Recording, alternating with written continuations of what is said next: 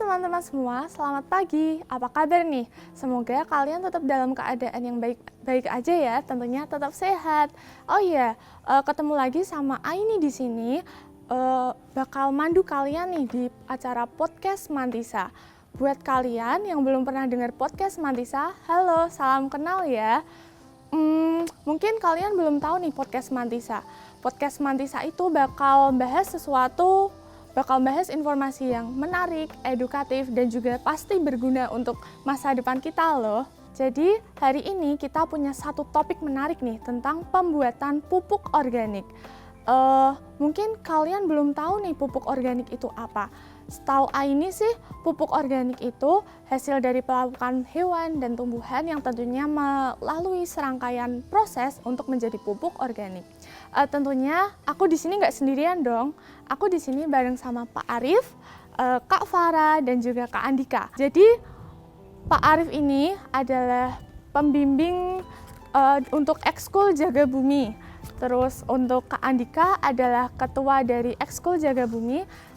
Untuk Kak Farah sendiri itu adalah wakil Ekskul Jaga Bumi. Mereka berdua itu juga dilantik sebagai Duta Adiwiyata SMA Negeri 3 Salatiga. Apa kabar nih Pak Arif, Kak Farah, dan juga Kak Andika? Jadi hari ini nih aku dan teman-teman pengen tahu tentang pembuatan pupuk organik sendiri. Gimana sih cara bikinnya, proses-prosesnya, terus bahan-bahan apa yang bakal digunain. Itu baru secuil yang Aini spill di sini. Kita bakal bahas lebih lanjut bersama narasumber kita, oke? Jadi langsung aja tanpa banyak basa-basi, kita langsung tanya ya. Oke, langsung aja ya. Yang pertama kita bakal tanya sama Bapak Arif. Pak Arif, jadi gimana sih asal mula dari Ekskul Jaga Bumi ini sendiri?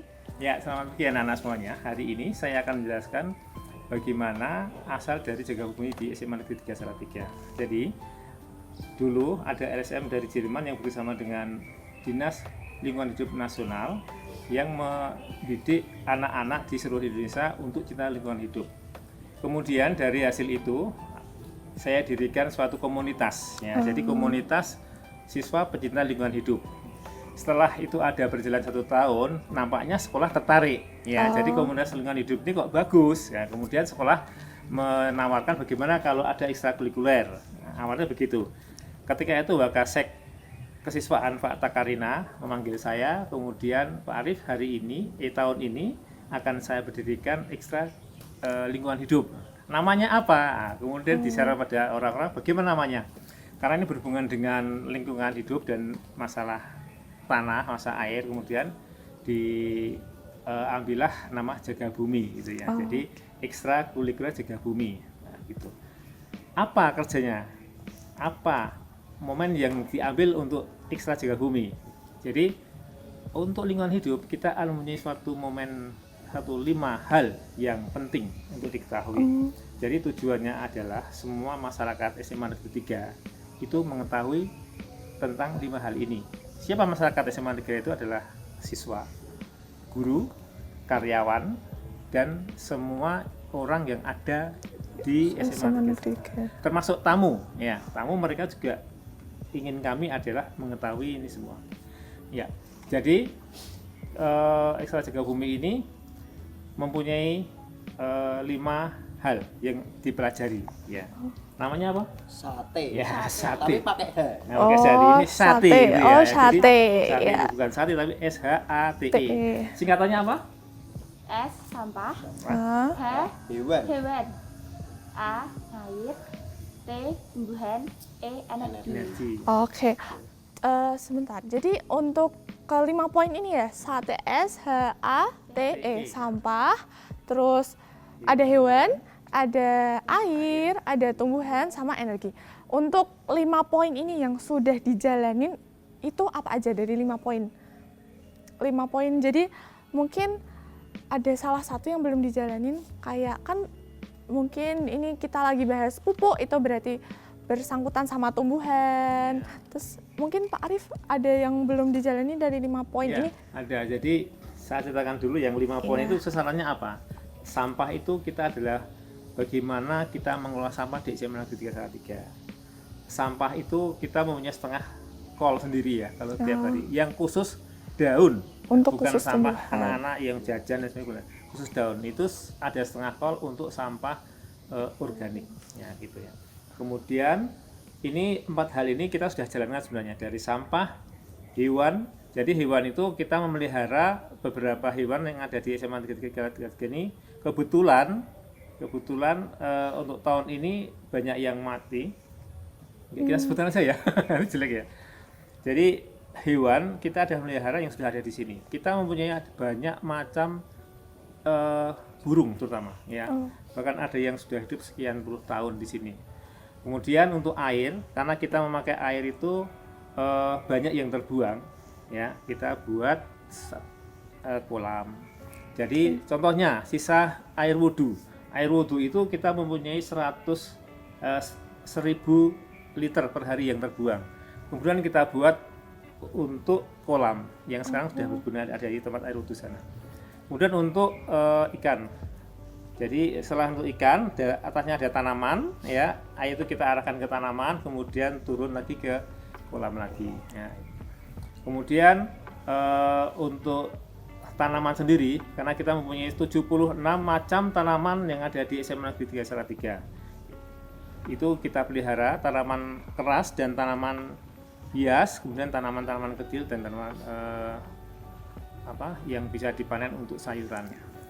Kemudian yang terakhir adalah energi. Nah, energi ini yang memang kita pakai baru sampai kadar pemeliharaan. Jadi kalau ada kayak itu sehabis pulang sekolah, kan biasanya jam pelajaran siswa menggunakan LCD, kipas angin, lampu. Setiap pulang sekolah harus dimatikan biar energi di sekolah tetap hemat. Oke, berarti untuk save energi gitu ya. Oke. Jadi untuk energi sendiri baru ya hal-hal mendasar gitu ya. Dari matiin lampu, terus matiin kipas, LCD. Oke. Terus untuk Pak Arif sendiri nih, boleh diceritain nggak gimana awal mulanya terpikir untuk berinovasi di pupuk organik ini sendiri? Oh iya. Jadi ketika itu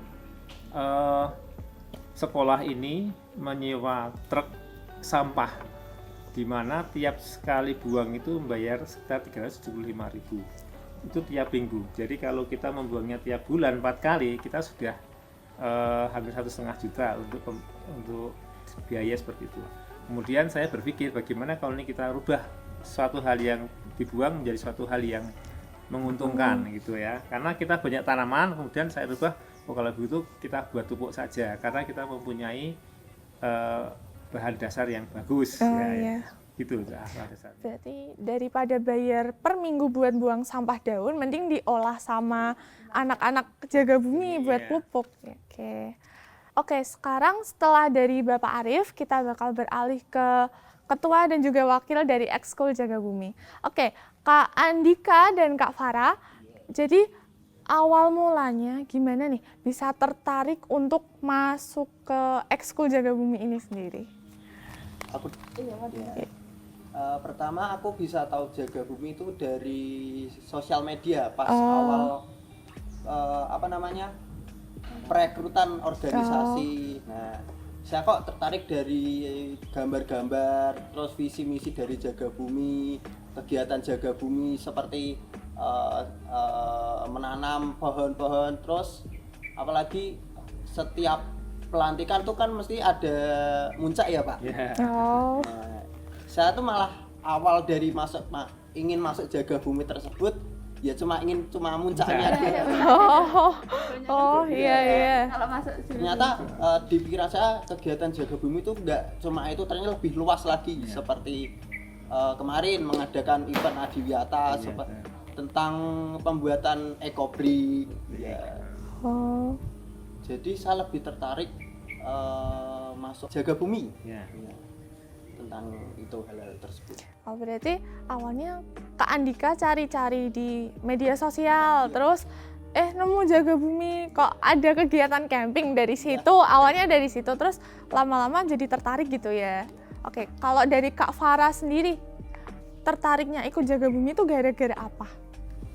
Sebenarnya sih sama ya, kurang lebih sama kayak Kak Adika itu karena lihat di medsos itu ada perekrutan Jaga Bumi, Esko Jaga Bumi di Semantisa. Terus coba deh ikut, barangkali cocok kan.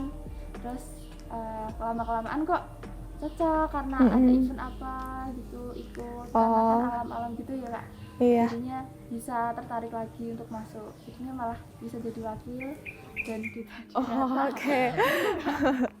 Berarti mungkin alasan teman-teman ikut Jaga Bumi juga hampir sama semuanya ya, mirip-mirip. Oke teman-teman, setelah kita tanya-tanya sedikit nih sama Pak Arif, sama Kak Andika, sama Kak Farah, kita mulai ke intinya aja ya. Jadi menurut Pak Arif, Kak Andika, dan juga Kak Farah, itu pupuk organik itu pupuk yang seperti apa sih? Ya, jadi pupuk itu ada organik dan pupuk kimia seperti itu secara singkatnya. Jadi kenapa pupuk organik? Karena pupuk organik itu ada pupuk yang asalnya dari alam. Asalnya dari alam. Memang ini lebih tidak efisiensi untuk diberikan karena apa? Lama ya, pembuatannya lama dan hasilnya sedikit ya. Kali kalau pupuk kimia kan sedikit saja sudah bisa digunakan ya, hasilnya banyak. Tapi mungkin akses ke belakangnya kan kalau pupuk kimia itu lebih tidak bagus dari pupuk organik, walaupun ada yang baiknya juga. Jadi untuk organik ini kita gunakan karena hanya sebenarnya kita punya basic saja di sini, dasarnya ada, gitu. Kita punya, kenapa harus dibuang kan eman-eman. Jadi kita buat pupuk yang organik yang tidak punya akses lain, tidak punya pengaruh lain kalau untuk pemupukan. Oh, jadi untuk pupuk organik sendiri itu sudah ada bahan baku, jadi anak tinggal mengolah. Iya. Terus nih, Kak Farah, aku sekarang tanya sama Kak Farah, pupuk organik ini udah dibuat berapa macam sih? Ada berapa macam gitu? Kalau untuk macam sih, iya. sebenarnya ya Pak Arif ya, ada kalau cair sama padat. Kalau padat itu kan banyak ya, ada sekam bakar, ada yang sekam mentah, ada pakai daun. Jadi nanti pupuknya dicampur sama sekam-sekam itu. Oh, berarti untuk padat sendiri itu masih terbagi jadi beberapa macam. Oke, sekarang untuk kalian berdua nih, kan yang ngejalanin bikin pupuk organik ya. Kesulitan dari antara dua itu mana yang paling sulit bikinnya? Antara cair sama padat? Lebih ke cair sih Pak. Oh, cair. Soalnya takarannya harus pas. Kalau nggak pas bisa nggak jadi. Sama itu ya, proses busuknya itu ya Pak, kalau kena udara yang berlebihan itu juga kurang. Bisa. Oke. Kalau misal antara pupuk cair sama pupuk padat ini bikinnya beda atau sama? Teknik-tekniknya atau proses-prosesnya itu beda atau sama? Beda. Oke. Terus dari pupuk ini sendiri udah pernah maju ke kompetisi belum? Kalau maju sih sudah belum. Pernah, iya. Kemarin kayak 1 tahun yang lalu ada kelas Inggris itu memberikan opsi itu ya. Jadi penelitian untuk lomba penelitian ilmiah remaja itu dia mengambil pembuatan pupuk cair. Jadi pupuk cair itu kan diambil dari limbah keluarga bisa ya, jadi macam-macam, ada berambang, bawang, lombok ya, semuanya yang di sisa rumah tangga itu, dapur ya, bisa dibuat. Atau ekoenzim, kemarin kita buat ekoenzim dari kulit dari kulitnya kulit buah ya. Kita buat itu contohnya yang di topor itu ekoenzim. Jadi buatnya 3 bulan tanpa fermentasi. Jadi mereka fermentasi sendiri dari buahnya sendiri itu pupuk cairnya. Tapi kalau untuk pupuk padat kan lebih mudah karena barangnya gampang, pembusukannya tidak ribet dengan ya yang cair. Oke. Terus kata Kak Andika tadi kalau takarannya nggak pas itu bisa nggak jadi ya. Nah, cara bedain pupuk yang udah jadi, yang berhasil sama yang gagal itu gimana? Nek pupuk cair dari baunya. Oh, kalau pupuk padat sendiri? Kalau pupuk Ya kalau pupuk organik itu juga sudah contohnya gimana ya? Kalau digempelkan gitu lepas dia keluar lagi, terurai ya, gitu. terurai lagi. Okay. Itu contoh gampang. Jadi kita ambil aja, kita remas gitu. Kalau nggak mau keluar, nggak mau mengurai, berarti salah. Kalau pupuk cair itu biasanya baunya seperti karena itu fermentasi ya, jadi seperti tape, seperti bau tape itu kan bagus itu. Terus untuk saat ini nih, udah masih kepikiran nggak sih apa yang perlu dikembangin, apa yang perlu ditambahin dari pembuatan pupuk organik ini sendiri?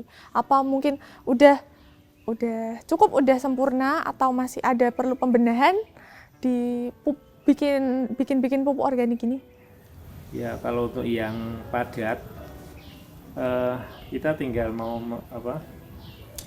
labkan, mungkin nanti kita mau titip lab di mana gitu di Satya Wacana mungkin, karena dengan pertanian kita sudah kerjasama. Nanti kalau sudah keluar labnya, kita mungkin akan buat packing yang bagus, mulai kita jual itu. Sementara ini kan baru teman-teman guru saja yang membeli.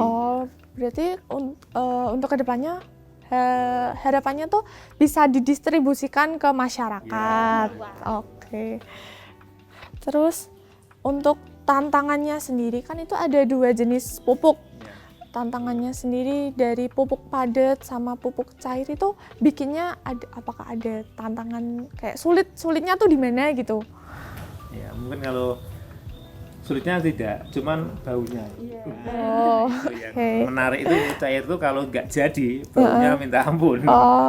Kalau mau mencoba ya seperti air selokan tuh ya. Nah itu kalau nggak jadi seperti itu, karena apa? Bakterinya tidak bekerja dengan baik. Ya mungkin percampuran antara bakteri yang kita pakai dengan makanannya, itu kan ada makanannya dari gula ya, dari gula atau dari tetes tebu ya kita pakai ya, biar ngirit gitu. Tetes tebu, ini bakterinya dari E4 bisanya. Nah, bakteri ini kalau mati atau kurang makan, dia tidak bisa membusukkan sampah tadi, sehingga baunya ya seperti sampah benar-benar. Oke. Tantangannya di situ kalau cair. Selain dari pupuk organik sendiri nih, harapan ke depan buat organisasi ekskul Jaga Bumi ini gimana? Monggo. Iya. Kedepannya Jaga Bumi sebisanya lebih rame lah. Oke.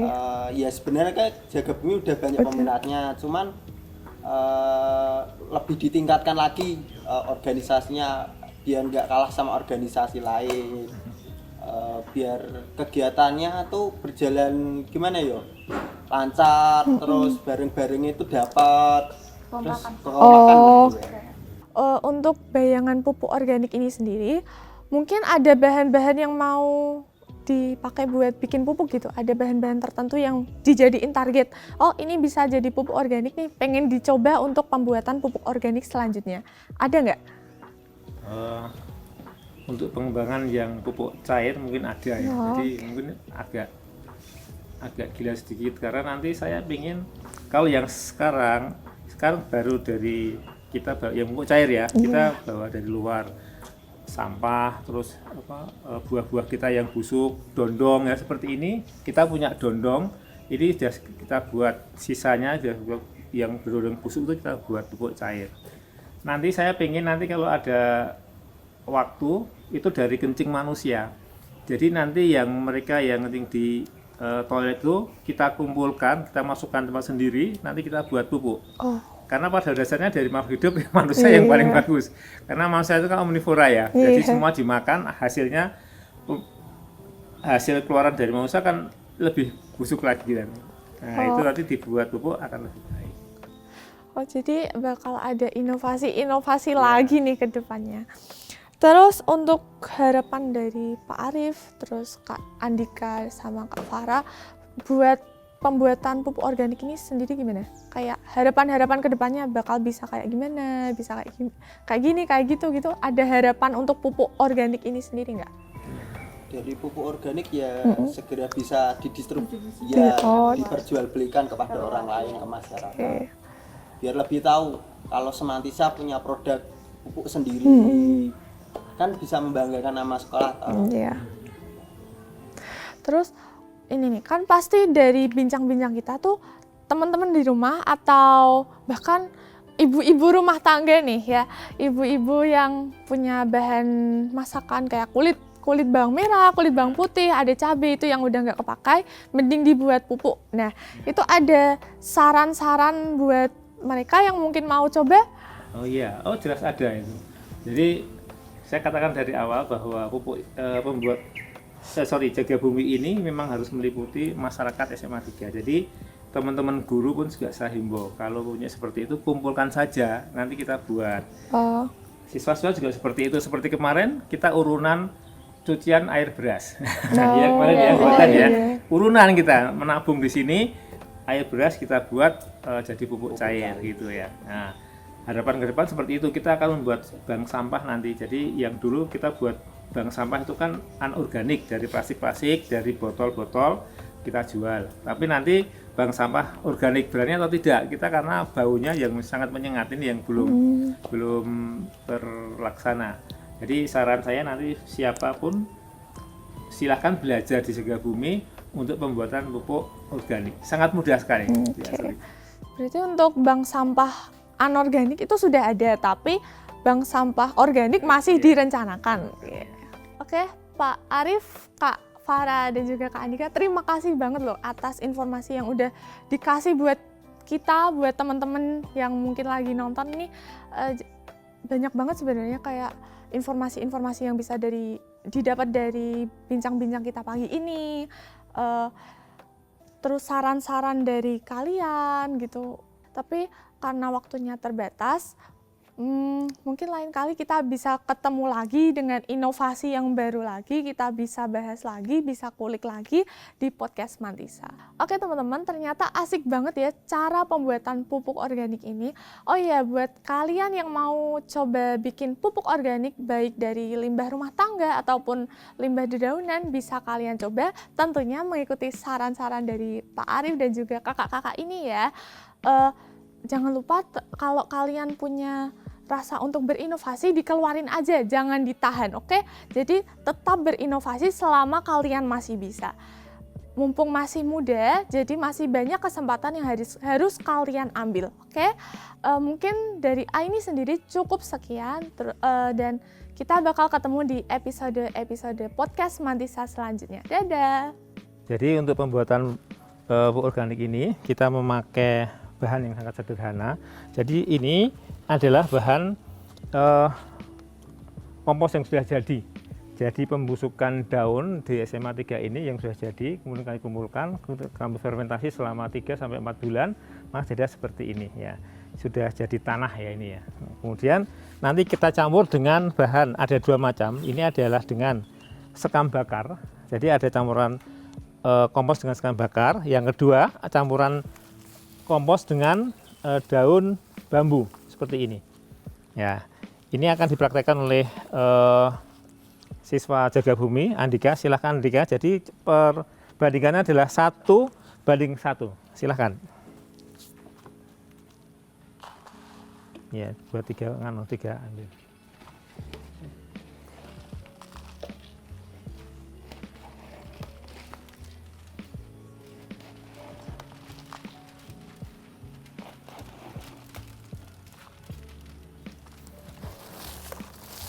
Nah, 2 sudah cukup. Nah, silahkan ini.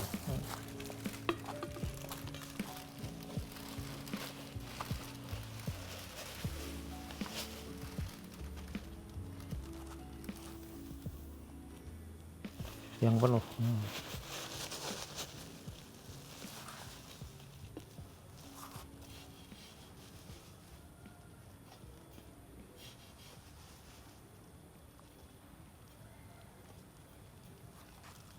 Ya, campur.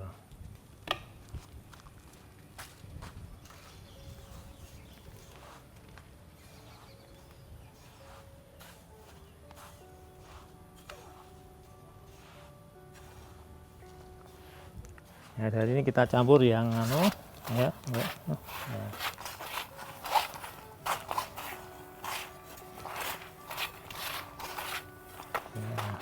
Ini banding 1 atau 1:2, artinya bisa yang ini jadi 2 ya. Ini. Ini 2. Ya, seperti ini. Ya, campurkan. Ya, setelah campur ini, kemudian masukkan ke kemasan ya. Tinggal dibantu nih. Ya, nah, pegangkan begitu.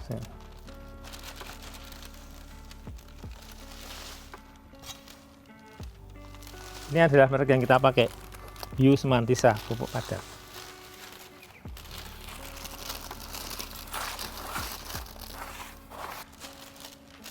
Ya, itu yang pertama. Yang kedua kita kita cuman campurnya dengan daun bambu. Ya, silakan dia.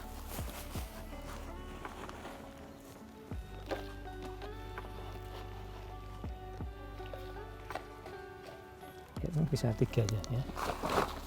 3 benar. Ya.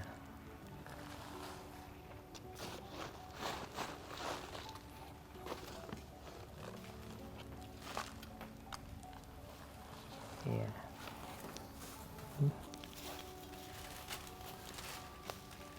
Padatkan. Ya.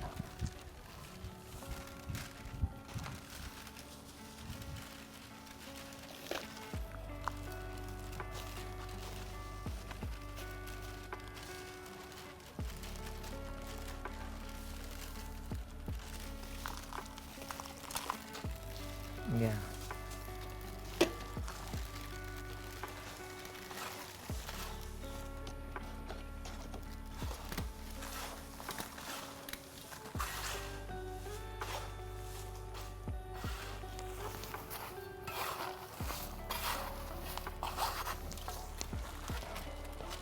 Kan?